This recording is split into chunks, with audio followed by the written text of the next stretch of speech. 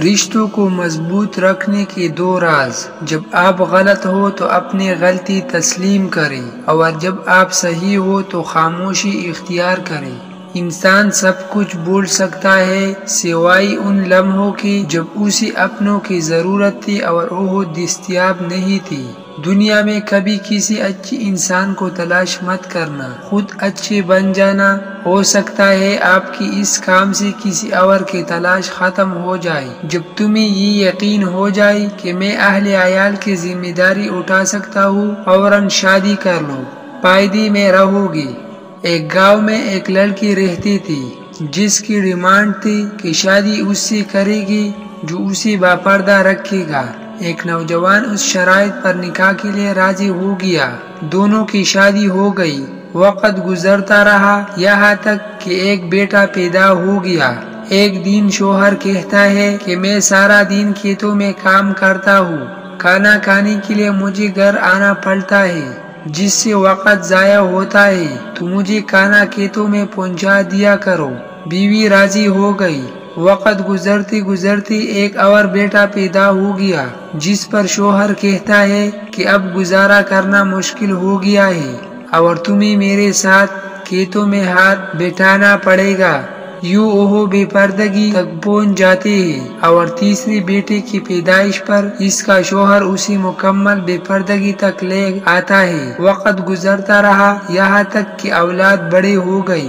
ایک دن یوں ہی بیٹھے بیٹھے شوہر ہنسنے لگتا ہے۔ بیوی سبب پوچھتے ہے تو شوہر کہتا ہے کہ بڑا تو پردہ کرتی تھی، آخر کار تیرا پردہ ختم ہو گیا، کیا فرق پڑا؟ پردے اور بے پردگی تو اب بھی ویسے ہی گزر رہے ہیں۔ بیوی بولتی ہے کہ تم ساتھ والے کمرے میں چھپ جاؤ، میں تمہیں پردے اور بے پردگی کا فرق سمجھاتی ہوں۔ شوہر کمرے میں چھپ گیا۔ وہ اپنے بال بکھیرے رونا پیٹنا شروع کر دیتے ہیں۔ پہلے بڑا بیٹا آتا ہے اور اپنی ماں سے رونے کا سبب پوچھتا ہے۔